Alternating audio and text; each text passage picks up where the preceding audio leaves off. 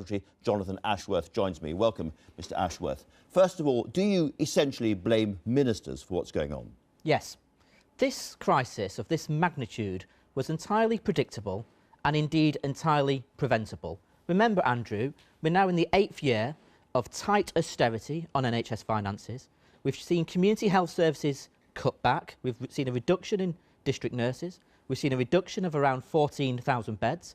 In many community health services, because they've been privatised, money is actually going to private companies, not the front line. And we've seen savage, deeply savage cuts to our social care sector, which means many elderly people not getting the support they deserve. So ministers are responsible. Can you remind me who's in charge of the NHS in Wales?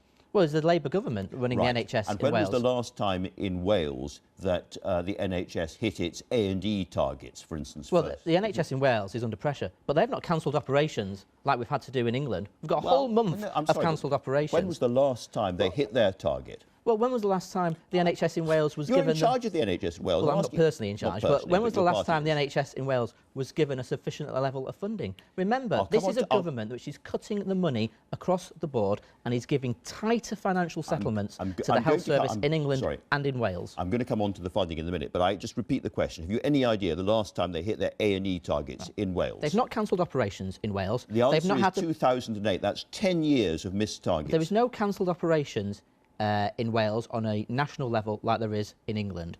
There is no what they call black alerts or opal alerts in Welsh hospitals, and they've got a much better record than England has on social care because they're spending 8% more on social care in Wales, and they're not savagely cutting the social care budgets like the Tory government is in England. Let me read you what the Royal College of Emergency Medicine in Wales says about Wales. For staff, an emergency department feels like a battlefield. Patient safety is being compromised daily. It's unsafe, undignified and distressing for patients and their family members. And that is Wales under Labour now. Yes, and if there was a Labour government across the United Kingdom, we would be putting £6 billion extra into the National Health Service. And of course there would be Barnett consequentials, which would mean the Welsh Health Service would get more investment as well. Second time you've mentioned money, Vaughan Gething, who's the Welsh Health Secretary, says that Wales has 8% better funding than England. On social care? On social care and health together. So you should be doing better in Wales than in England. No, on social care, there's an 8% increase. Well, I've got his quote here. There's 8% extra on social care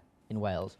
OK, he says spending on health and social care in Wales is about 8% more now than England per head, and that Wales is in the best possible position to deal with winter pressures.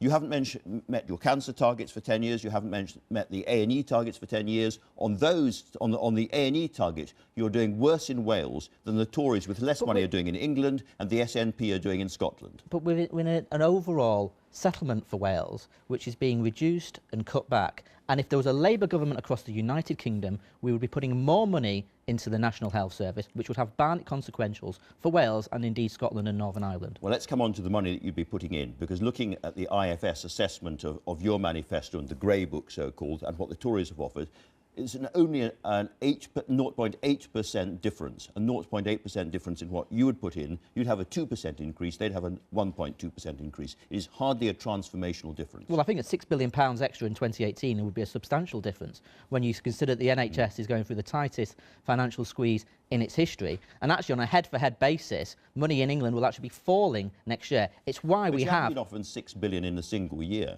It will be around £6 billion.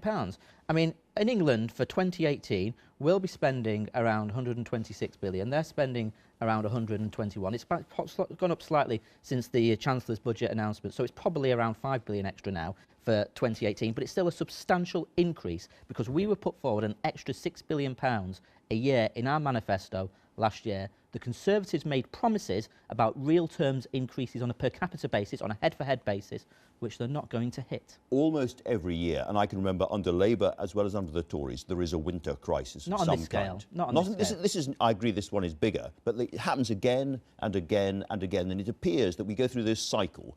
And perhaps at some point, as the papers have been suggesting, we need a different way of funding the NHS. We have to look at an earmark tax. We have to mobilise public support for the NHS and paying for the NHS in a different way than we are at the moment. Well, let me just come on to that. But we have not had a winter crisis on this scale for years and years and years. And it is because of the cuts, it's because at a local level that we've not been able to put the proper management in, because the whole Lansley Act, which drives privatisation, blew apart the local decision-making and planning at a local level in our health service. And when Theresa May comes out and just let me make this point, makes an apology, a sort of perfunctory apology, but doesn't actually change her plan. She hasn't got a plan to get those people off the trolleys in corridors. Those elderly people, in this freezing January, being treated in ambulances. She's got no plan for them. Her only plan, apparently, is to promote this health secretary. They should be demoting this health secretary. If she promotes this health secretary tomorrow, it is a betrayal of those 75,000 people in the back of ambulances. OK, what I was really asking is whether you have a bigger vision for the NHS that is not about more than a 0.8% increase in funding, but is about a different way of doing things. Well, it is a substantial increase in funding, £6 billion for 2018. Let's not go back over that, but do you have a bigger picture? Well, yes, we do, because to improve health in this country isn't just about fixing what is happening in our hospitals and our acute sector. It's about changing the way in which we deliver health out in the community. Okay. So we've got to get this fragmented system, the fragmentation which has been exacerbated by Andrew Lansley's reforms. We've got to get health authorities working more closely with the local different community health authorities as well. We've got to go back to a system where they're more integrated. We cannot go down this American-style ACO route, which the government want us to go down. And you also want to get rid of all private provision, don't you, in hospitals?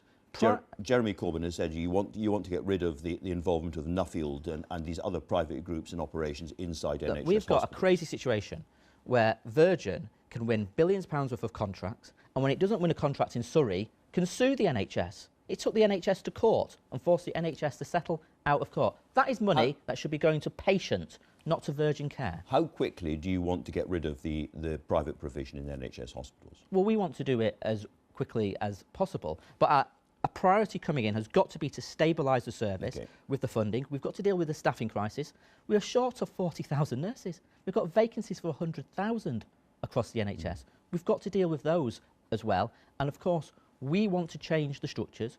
We want to get back to a more integrated health service at a local level, as indeed Camilla Cavendish is talking about in the newspaper today, as David Cameron's former advisor. She's recognising that this fragmentation at a local level is not working. Getting rid of the private providers, but they are doing about a third of a lot of elective surgery at the moment, and some people are worried that if they're just taken out very quickly, there will be a big gap. The King's Fund says the reason they're doing all this work is to hit those targets. Well, actually, the targets on elective surgery aren't going to be hit because we've just cancelled them.